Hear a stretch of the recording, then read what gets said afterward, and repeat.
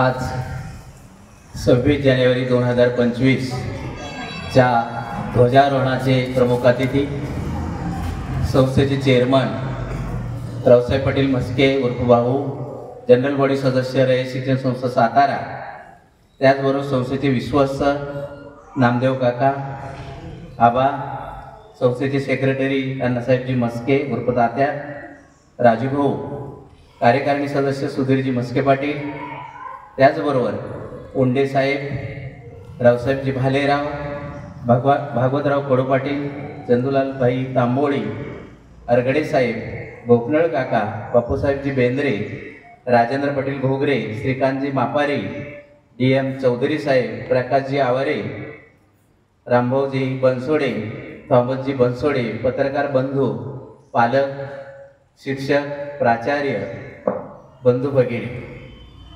आज प्रजासत्ताक दिन.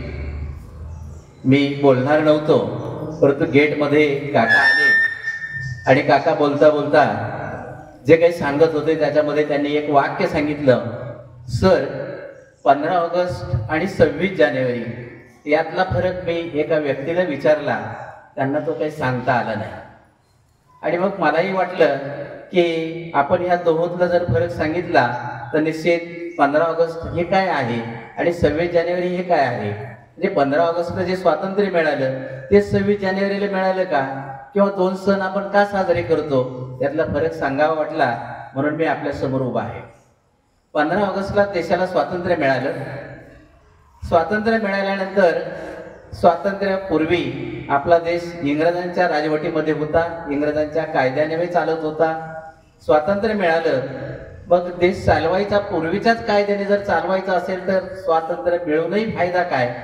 आणि म्हणून एक त्रिसदस्यीय समिती निर्माण केली डॉक्टर राजेंद्रजी प्रसाद यांच्या अध्यक्षतेखाली, आणि त्याचे महत्त्वाचे सदस्य होते डॉक्टर बाबासाहेब आंबेडकर. त्यांनी 2 वर्ष 11 महिने 8 दिवस अहोरात्र कष्ट केले, एक मसुदा तयार केला आणि त्या मसुद्यान्वये एक संविधान तयार केलं. म्हणजे कायदे तयार केले, तुम्ही आम्ही कसं राहायचं, कसं जगायचं, कसं बोलायचं. स्वातंत्र्य, समता, बंधुता यानुसार संविधान तयार केलं आणि त्या संविधानानुसार आपला देश चालवायचा असं ठरलं.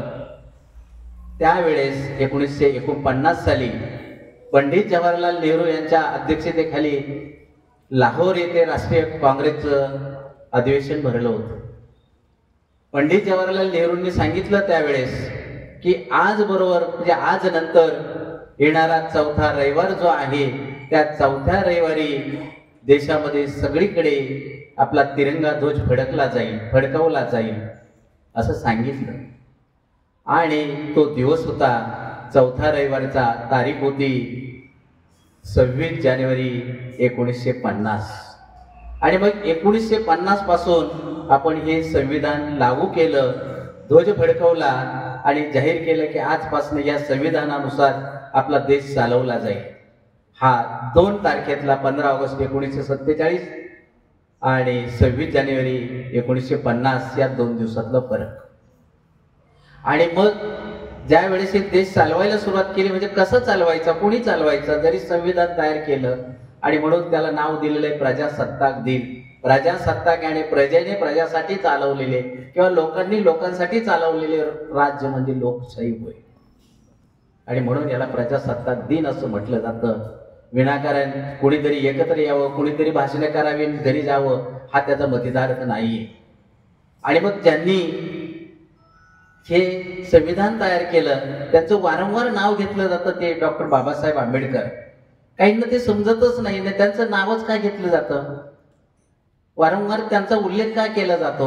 तर अहोरात्र जीवाची पर्वा न करता आजारी पडले त्या कालखंडामध्ये, पण त्यांनी जीवाची पर्वा न करता, मी सांगितलं की 2 वर्ष 11 महिने 8 दिवस अहोरात्र कष्ट केले आणि हे संविधान तयार केलेलं आहे. आणि मग त्या नियमावलीनुसार आपलं राज्य चालवलं जातं. मग लोकांनी लोकांसाठी चालवलेलं राज्य म्हणजे तरी काय पुन्हा, हा प्रश्न निर्माण झाला. आणि म्हणून आमदार खासदार आपण मतदानाच्या रूपाने निवडून देतो आणि मग ते देश चालवत असतात. हा त्याचा मतितार्थ आहे. मतदानाच्या रूपाने आपण त्यांची निवड करत असतो. दर 5 वर्षांनी आणि मग ते राज्य चालवत असतं.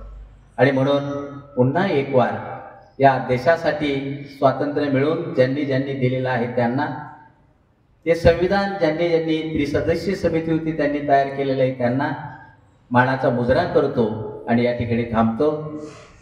त्याचबरोबर तुम्हाला संस्थेचे चेअरमन, विश्वस्त, आलेले सर्व पालक, प्राचार्य या सर्वांच्या वतीनं तुम्हाला या प्रजासत्ताक दिनाच्या शुभेच्छा देतो आणि थांबतो.